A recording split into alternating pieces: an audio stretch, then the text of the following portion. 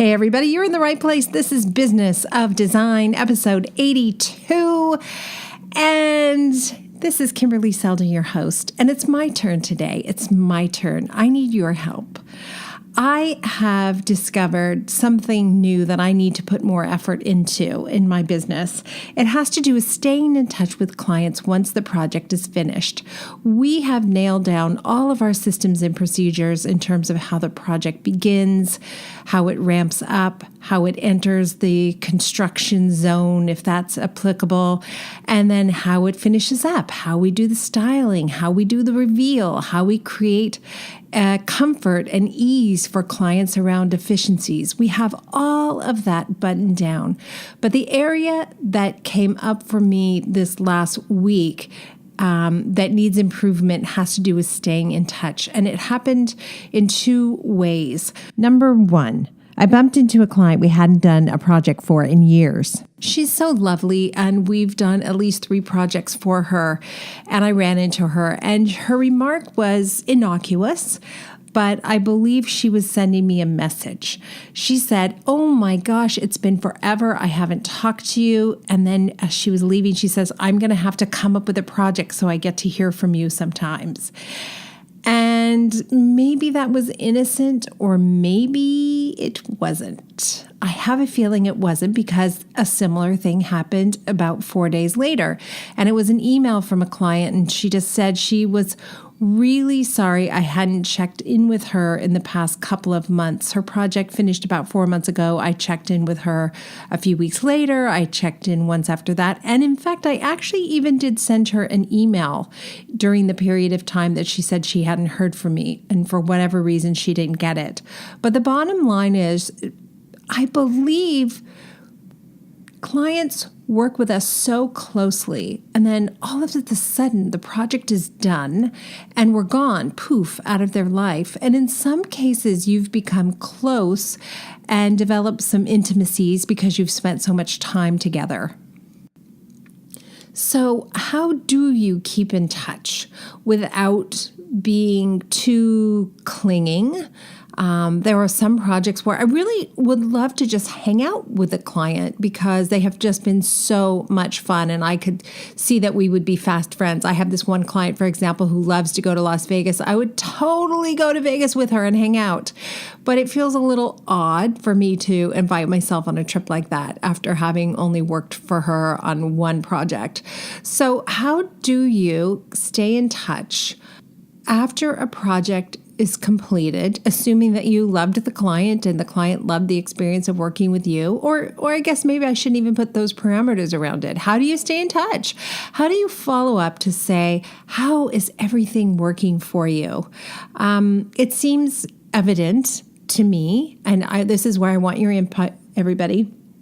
It seems evident to me that a week after the reveal and you're clearing the dust of all the invoicing that has to happen, there's a whole lot of paperwork that needs to go on. So it seems evident to me that you're still on the job at that point. But there comes a time when the retainer needs to be returned and the project is officially over, and we send a gift and we say thank you. Sometimes after that, we photograph. And so there's another opportunity to say hello and to send a gift and to say thank you. But then let's assume all of that is done and a month goes by. Do you reach out to say, "Hey, I miss you. How are you? How's it going? What do you do after 2 months? What do you do after 3 months?" We've gotten in the habit of following up with clients 1 year after the project wraps to say, "Happy birthday. It's 1 year since your project was completed. And as a reminder, here's what the before looked like, and here's what the after looks like," of course, with our professional photographs. "We miss you. We hope you're doing great. Let us know if you have any other projects going on." But do I need to add something between 1 and 2 months and 1 year? Seems to me I might. And then what do you do when a project's been over for 1.5 years or 2 years? How often is too often for us to reach out and say, "I'm thinking of you"? I know you're like me. When a project wraps, it's bittersweet if it's been a great experience because you're going to be leaving this home that you've become very familiar with and you're working with clients that you adore. But you're also ready to tackle new horizons and you've got other projects on the go. So I quickly turned my attention from step 11, 12, 13, 14, 15 of one project to 1, 2, 3, 4 of the next. And sometimes that's happening simultaneously and there are multiple projects going on. So is it realistic even for us to keep in touch with a variety of clients? Should we set up automation? Should I have every month on my calendar check in with Joanna? And if I do that, what am I going to say to her? Hey, I was thinking of you. Hi. Or do I make something up? Is that disingenuous? I have more questions than answers today, so I'm curious to hear from you guys how you follow up with those great clients. And have you ever gone backwards over the last 3, 4, 5 years and followed up with a client that you lost touch with, reconnected, and asked for more work? I'm curious about that, and I think I'm going to, as an exercise, do that myself. Just reach out and say hello, let them know we're busy as ever, but we loved working with them and we're still here, and see what happens, and I promise to report back. As a way of staying on topic, keep in touch, I decided it might be time to interview one of our past clients. Let's see what she has to say about how we stay in touch with clients. And I think other than that, we're just going to let the conversation run.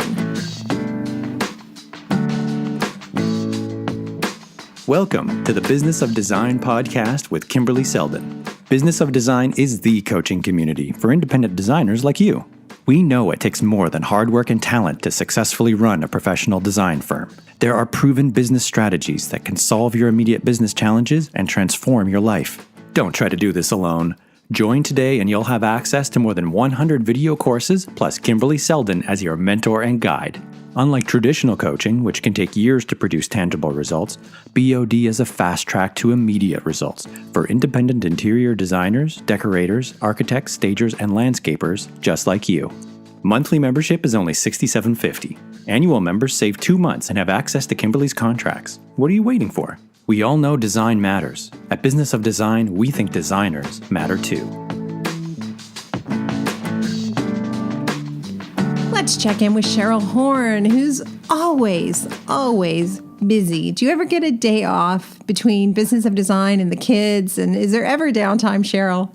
No, but you know what? I'm busy this week getting set to leave for Palm Springs. It's been a while since we've gotten to travel together. I guess high point back in April, we last got to travel. So I'm excited for that. And so our Palm Springs attendees, I've been talking to all year. So it's going to be really nice to meet them in person. Oh my gosh. And we're putting the final touches on all of the learnings. And I've got a first aid kit that includes some blister Band-Aids, some sunscreen, some gum, all the things you might need. The essentials. All the essentials. Exactly. Yeah. So that's going to be more fun than work, I suppose, at this point. I'm looking forward to that as well.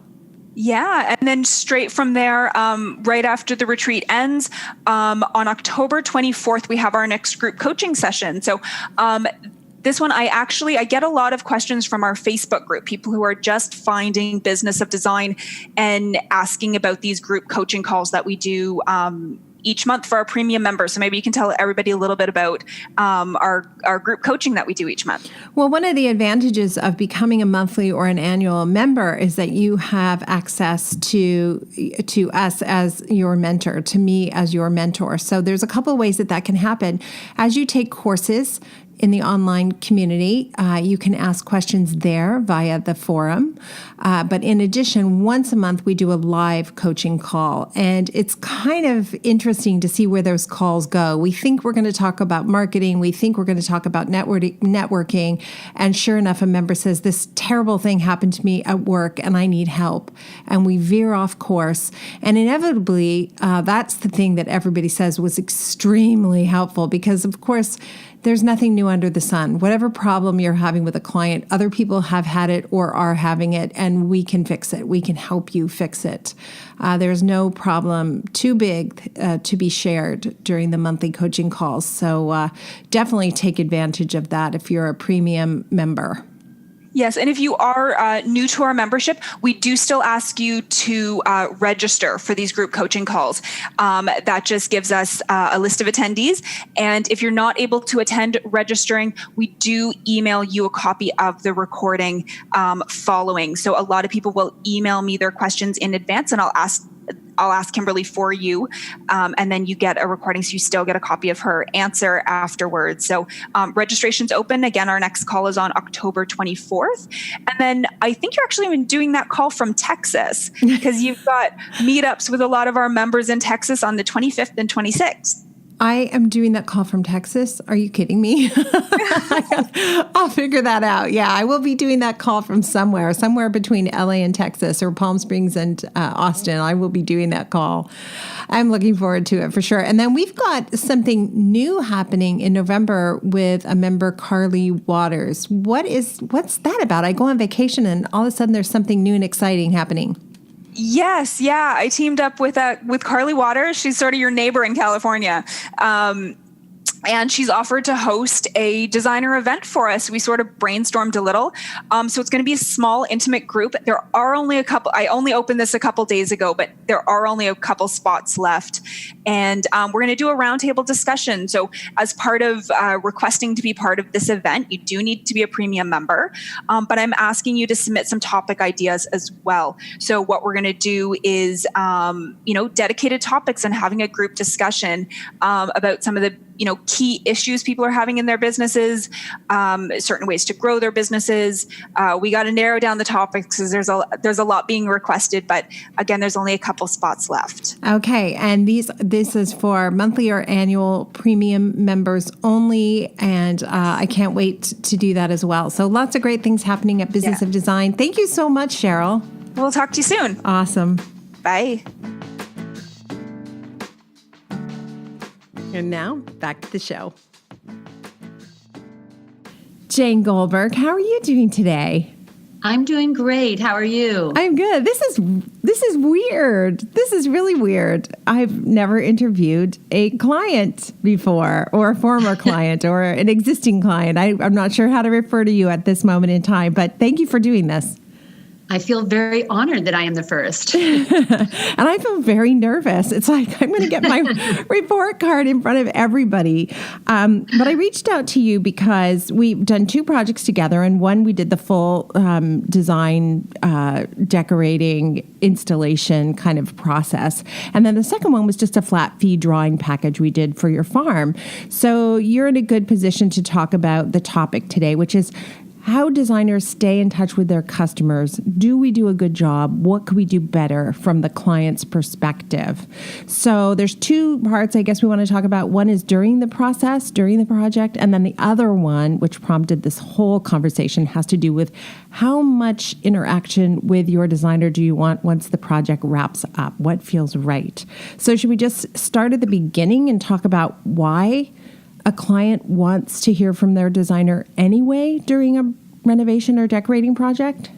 So I would say, in terms of during the project, I would say that you start to really form a relationship, and there's a true rapport, or at least there certainly was when you and I worked together.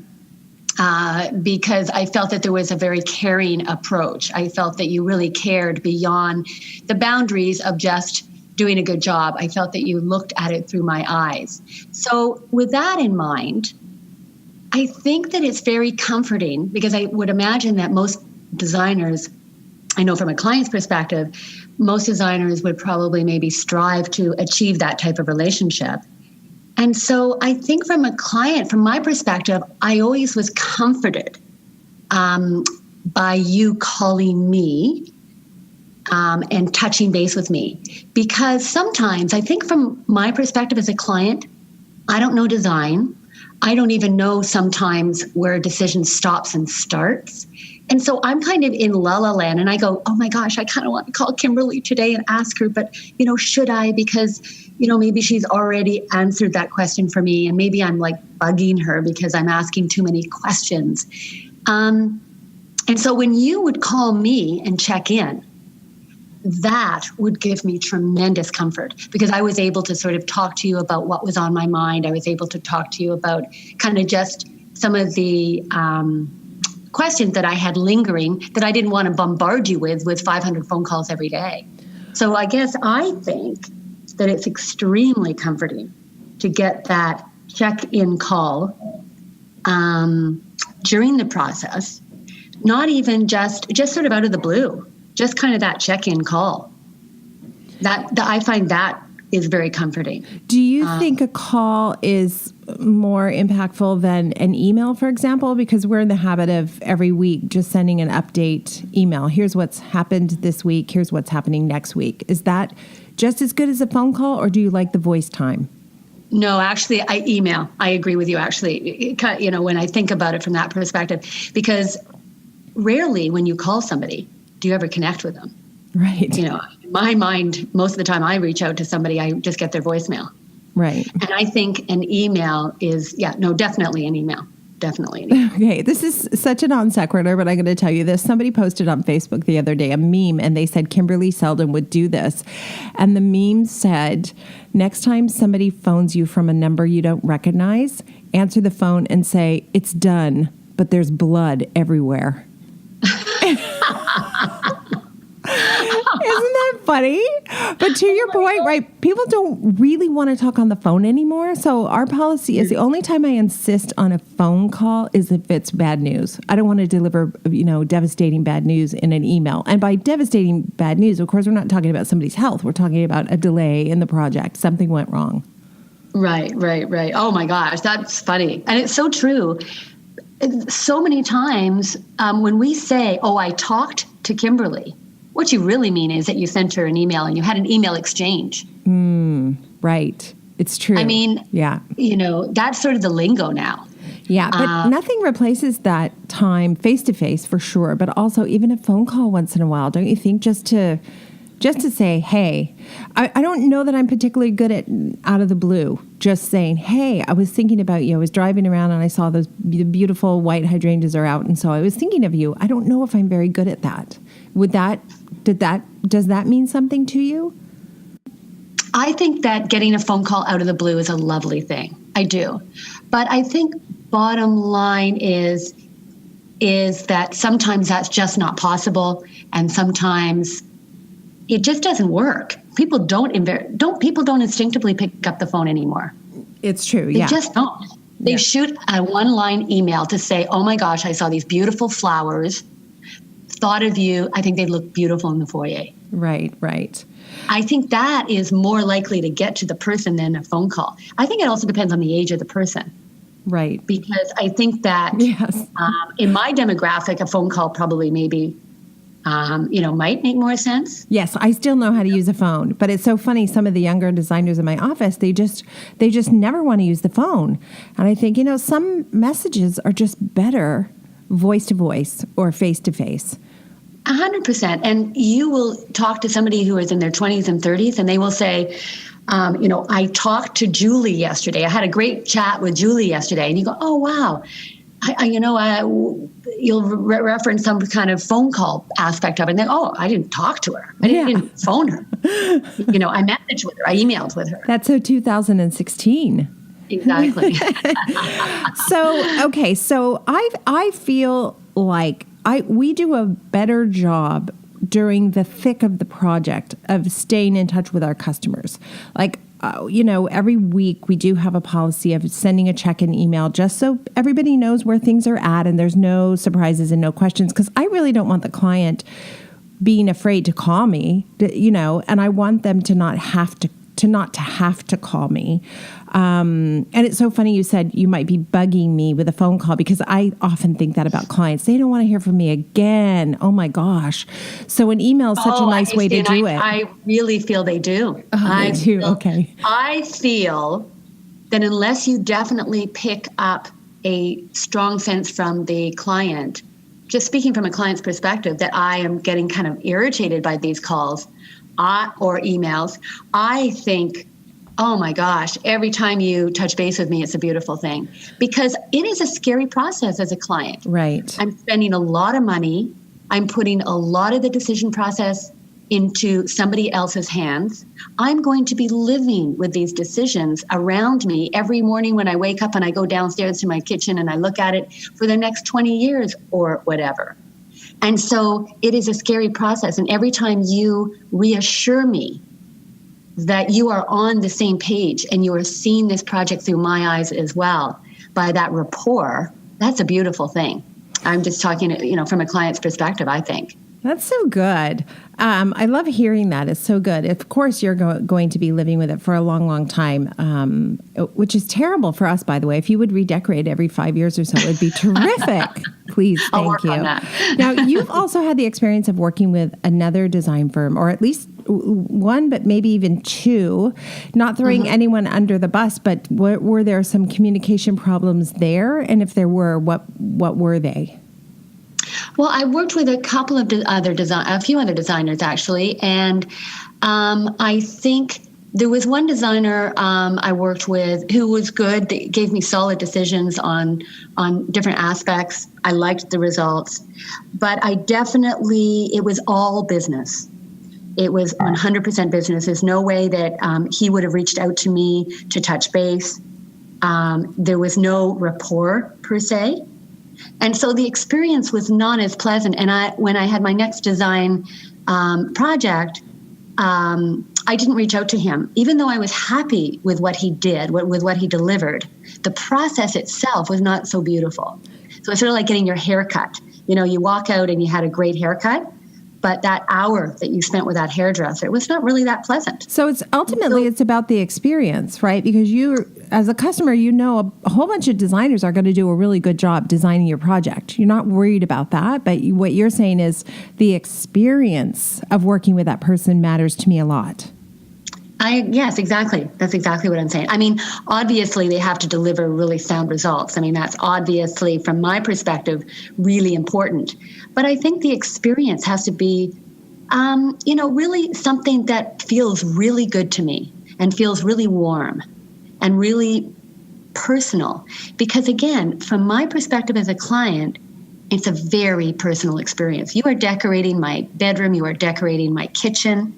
And again, you are going to be parachuting out and I'm going to be living with the results. And so I want you so much to understand who I am and how I make my coffee in the morning, and not just from a detailed fact perspective, but from a personal perspective. I want you to understand who I am.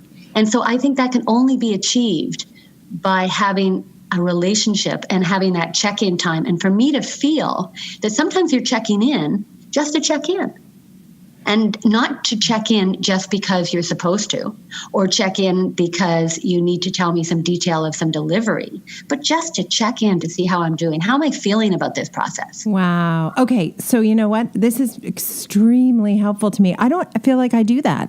I don't just check in and say, how are you doing around all of this? And what you're telling me is that's really important. And so I need to step that up in terms of my human to human contact. That's amazing. Yeah, I think it's a beautiful thing. I think that it adds another element to the frame. So I think that it's a piece of it. And it's a piece it's a lingering piece. So 2 years down the road, when I'm thinking of that experience and I'm thinking, okay, now I have to redo my bathroom, I am definitely going to reach out to the designer that gave me solid results, obviously, but the one that also gave me that really warm and cozy feeling during the process. Wow. Okay. So I want to go to the other designers that you work with because I have a feeling there's a different story for those two. But before I do, just one thing occurs to me. Do you ever worry, if you're doing a flat fee project, which we did for your second project, this doesn't apply, but do you ever worry in an hourly fee contract that the designer is touching base too much and therefore it's going to be costing money? Do you ever equate the check-ins with a dollar sign?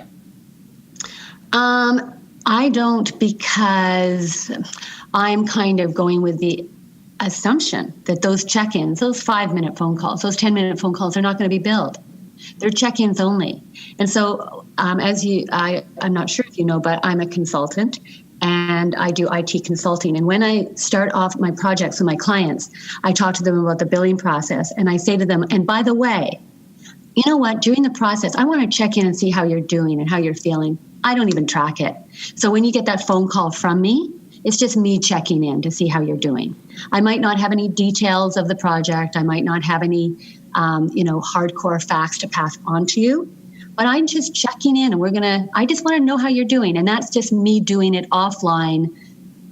So when you get those calls, don't even think about it in terms of dollars. That is such a great idea because we often are talking to other interior design professionals who don't charge for a variety of services they provide and value they bring to the table. And so very often the story is a designer isn't charging enough. But there's a really good example of, hey, I just want to know how you're feeling, a 5-minute phone call where I would not charge for that time because I would want that connection with the client. That's a really good thing for us to point out. Okay, yeah, and the thing is that I want the client, or in your situation, you want me to feel that I can just chat with you for 10 minutes. Mm-hmm. And it's not getting billed, and it's just between us, and it's just part of the other element of this overall project. That's it. Okay. What about the other designers you work with? You told us about the guy that you work with. What about the other two experiences? So the other two projects, one of them was a project that is still difficult for me in terms of looking back on it. I look back on it and think about what I could have done differently, but I really don't feel that there is anything I could have done differently. This was a designer who delivered fabulous results for me. Fabulous. I loved what she did. She also developed a rapport with me. And I really appreciated that rapport for all the reasons that I mentioned, that we've discussed. And during the process, I got a couple of phone calls, one from an acquaintance, one from somebody I didn't know, and one from a friend, a good friend. And they all suggested that this designer was not completely on the up and up and that they didn't bill appropriately. And there were some other dishonest situations that they had encountered, and they knew I was using this person, so they wanted me to be heads up. And I defended this person to the hilt. I said, absolutely, this person would not ever stray you. You must be wrong, et cetera, et cetera. What was difficult about it was that I had a relationship with this person, an appropriate relationship, meaning that we didn't get together for dinner. Right. She did do all the things that I mentioned. She did, check in on me, and she was there developing a relationship. I did feel comforted by her. And in the end, it did go wrong. And in the end, there was a terrible, dishonest act on her part. And we were in a position to sue her. We had a lot of support on that, but we decided not to. And I just found it too upsetting. So I guess my takeaway from that is that the rapport that I had with her, despite the fact that it ended up so poorly, the rapport I had with her really meant a lot to me during the process. It really did comforted me, and it actually made me feel extremely loyal to her. Now, in the end, this person was not an honest person. So it's unfortunate that she did all the right things in that context. Yeah, it's confusing, right? When somebody is everybody has both sides of the coin in them, right? We all do good things and bad things, and it's really unfortunate when you came in contact with her beautiful parts and you came in contact with those parts that are less beautiful. But did that scare you from ever working with another designer? Absolutely not. No, I just knew that next time that I had any heads up or any kind of inkling that things were not quite on the board, honest, I think I would have. I think I would just be a little bit more sensible about it. What would have been a clue that things weren't honest? So she didn't pay her suppliers, or what would have given you a clue? Some of the things that she did to the other three people. That would have been a clue, because I would have then, for example, she did not pay a supplier. Right. For one of the other individuals. And the person was not able to connect with that supplier to find out really what happened. And then they ended up connecting with the supplier. Anyway, it was sort of a bit of a mess. The takeaway from my experience with that designer is that as much as I appreciated the rapport, it doesn't blur the lines. It's not meant to be a launch pad into a friendship. Right. And so I think my takeaway from that experience, not that I actually thought of her as a friend, to be honest, but I defended her like a friend. Mm-hmm. Well, it's so shocking when someone looks you in the face and they lie to you. It's just so shocking. Exactly. It's such a betrayal. I can say this to you because I know where your integrity is, but there are designers listening who have had relationships with clients where that line gets blurred, and then the client expects every meeting to be free because now we're friends. I've heard a lot of designers say, the clients will say, let's go for lunch. And then over lunch, it's a 3-hour meeting where a ton of stuff is accomplished. And the designer's in a weird position. Do they bill for that time or not bill for that time? No, they don't bill for that time because someone bought them lunch. And then the next time there's a meeting, well, you didn't bill for the last meeting. So now why are you billing for this meeting? So I just want to put it out there that there are, sometimes the designer is out of integrity, and sometimes the client can be out of integrity. So it's really, but it's good to be aware of that. I agree with you, but I think that's where the line.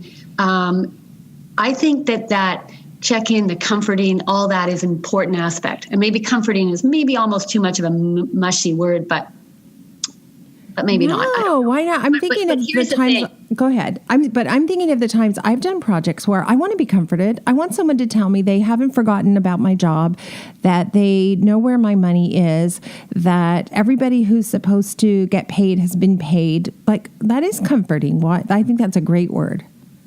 Okay. And also think of it if you buy a car, for example. Let's say, I hate to be sexist, but if a woman let's say somebody who doesn't know anything about cars buys a car, they want to feel that the person who is giving them advice, who they are putting all their money and their the decision-making process really in some ways into the hands of somebody else. They want them to feel that there is a caring relationship, that you care that you're doing the right thing. You're not just trying to sell me the best car on the lot. So, but in terms of what you are saying is, I agree without question that there are clients, that you would run into clients that are out there that take advantage of a relationship. And that when you go for that 3-hour lunch, instead of having a 3-hour check-in lunch, that instead you ask a million questions about the project and then you get pissed off if you get billed. I can totally see that there would be those clients. So I think what I'm saying is that in the relationship that I had with the other designer where things went awry, every time we were at a store and we stopped for a coffee or a lunch, from my perspective, everything was billable. It was never a friendship. It was always just a business relationship that had a personal piece to it. You said you might have taken signs along the way. So one sign was these, other people telling you that this person wasn't honest. What was the first indication personally that, oh my gosh, something's wrong? First indication was that I was with a friend, and they had purchased the same fabric as I had, and they had worked with a different designer, but the difference in the price of the fabric was like $300. Wow. I really want people to... But that's not good, because other people would look at it. You could think of all different reasons why that might be, the client might be wrong. Well, it's possible it was a mistake. There's no question about it. But it's a cautionary tale, because there are sometimes, for some designers, there's a fear of billing the client too much. And so they undercharge all along the way. And then they see an opportunity where they can mark something up beyond what it should be marked up, for example. And they justify that behavior because they haven't billed enough all along the way. Does that make sense? Yes, I totally understand what you're saying. I want this to be part of the podcast, because I want people to hear, like, there's a million ways you get found out that you are not expecting. A million ways. So unless you really have nerves of steel, be transparent and do the right thing every time. Charge what you're supposed to charge every single time. Don't try to get away with anything, because what are the chances that you're out with a girlfriend and she's using the same fabric? That's weird. The other one was the one where the supplier, that's the one that really was the nail on the coffin, was that when she did not give the money to the supplier, and I found out. So are you saying she collected a deposit on some item from you, and then you're asking, when is my chair coming? When is my chair coming? And no answer, no answer. And then how did you find out she'd never given the deposit to the supplier? Because I found out I knew the supplier's name, and I found out how to contact them. And I wasn't contacting them actually to find out. I still felt that she was probably being on the up and up, and whatever discrepancies there were explainable. But I called the vendor because she was out of town. And at this point, it was only 2 weeks before the delivery of the furniture. And the delivery of the furniture all the furniture was related to my two girls' bedrooms.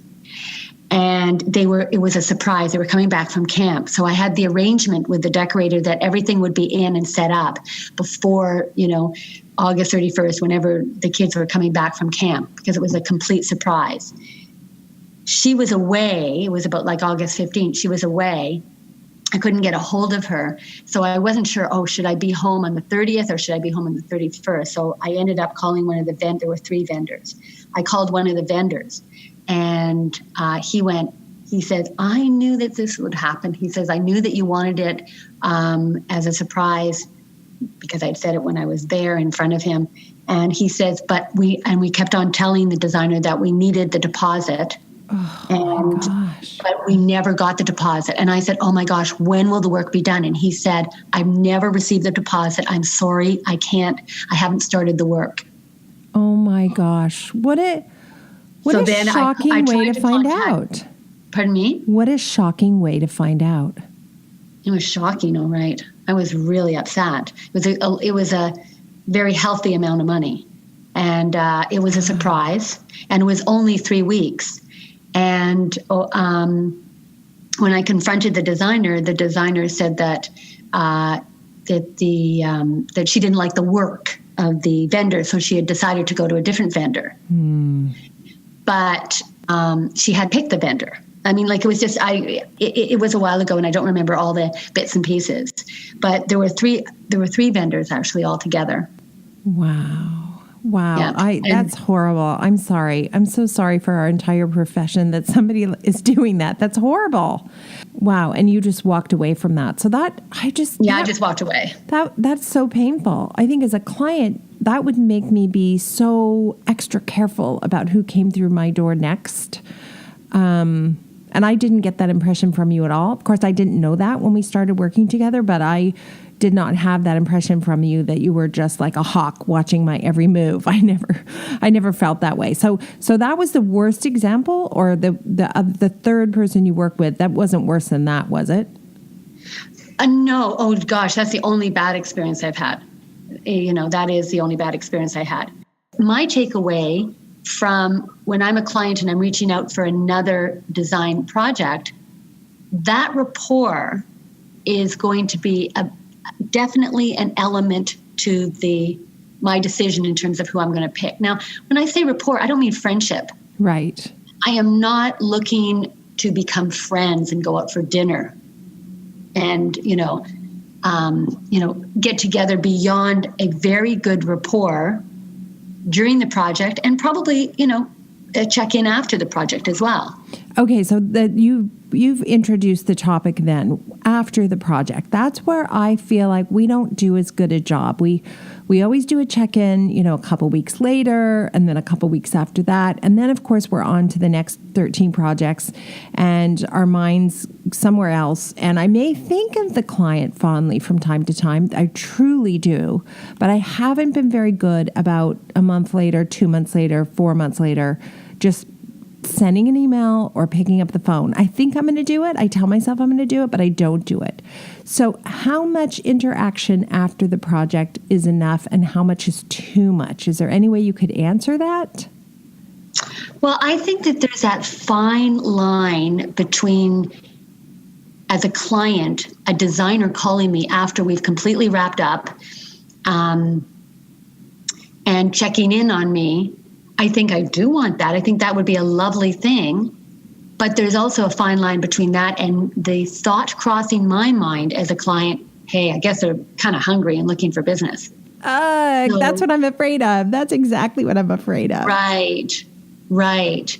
So I guess from a client's perspective, I think that it depends on the client. I think some clients would, I think, love that experience of, hearing from you, just, I don't know, an email, like a Merry Christmas email or a, happy whatever email. Maybe you keep track of their birthdays, or I don't know, like just that email just to say, hi, I'm out there, and not from a sales perspective. No, not at all. No, most designers are busy and they're not actually looking for work, but I think, you want to remember those clients who were just wonderful to work with, because 5 years, 10 years down the road, they buy a cottage or they buy a condo in Florida, and there's another project which you want because they're so wonderful to work with.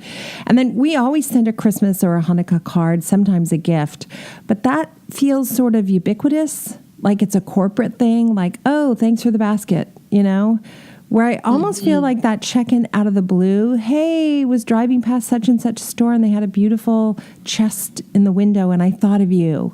That feels more thoughtful somehow. Oh, I could not agree with you more, because when I get a basket kind of at Christmas time, I really appreciate it. I love all the things in the basket and I think, oh, what a nice touch. But I know that basket's coming out to me not from a rapport perspective, but because I've probably hit a certain amount of money in terms of, what I've been billed. Like I am a preferred client from that perspective. Ouch, really? Yeah.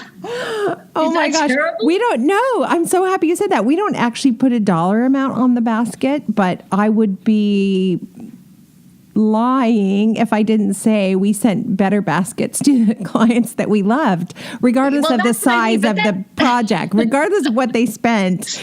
If we had a great time, we sent a good basket. Okay, I got to do something besides a basket. That just sounds horrible. What gift should we give you guys at the end of the year? Am I going to get billed next Yeah, exactly. What gift? Because every designer is going, oh, please help me. I don't know what to send at the end of the year. Like, we can't send you something for your house because your house is done.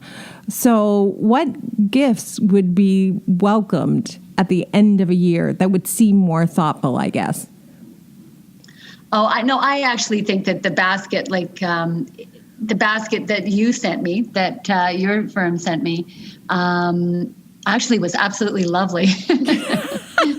But I don't think it's the same. It's not the same. No. It's a corporate gift. Yes. It's not a Kimberley Seldon gift. Yeah, totally. Yeah, I get that. So I think that now I'm thinking of it, and you just said something that kind of tweaked for me, and that is, if I got a phone call from you, let's say 6 months after the project finished, and we had been looking for green chairs, and we had maybe never found the green chair, but I'd been very happy with, something else, or there was a sort of a ... on some of the things that we talked about. Project was finished, but there's always that ... Yes. Talking about piece a certain of art. that you knew I liked. So then I think that there is that opportunity for that check-in. If I got a call from you and you said, oh my gosh, I saw that painting, sort of like that one that we loved when we were shopping for art, and I just thought of you. Like, to me, that is a call from Kimberly. Oh, that's so nice. Okay, I'm going to do better. I'm going to do better. It's easy to do better with great clients like you. Seriously, I'm not just, and as soon as we finish the podcast, I'm going to phone you out of the blue and say, oh my God, I was thinking about you. I can't wait for my basket. No basket. I think we should go to Las Vegas and sit by the pool. Baskets are done. We're stepping it up this year. This was really so kind and so generous of you to do this. I know everybody's relating to what you're saying, and I think we all could benefit from speaking more directly to our clients. So you've sort of inspired me to pick up the phone and have conversations with my clients about what we might be able to do better. So I appreciate you doing that for us. Thank you so much. Oh, thank you. I really enjoyed it. It was like therapy.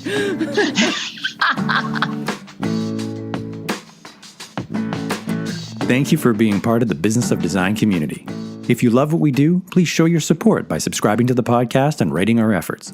Remember, you can be a part of the podcast by sharing your comments, ideas, and questions via the BOD hotline at 416-780-9187, extension 107, or by sending an MP3 file to info@businessofdesign.com. And when you're ready to transform your business and your life, sign up for a monthly or annual membership. Together, we will achieve extraordinary results. Start today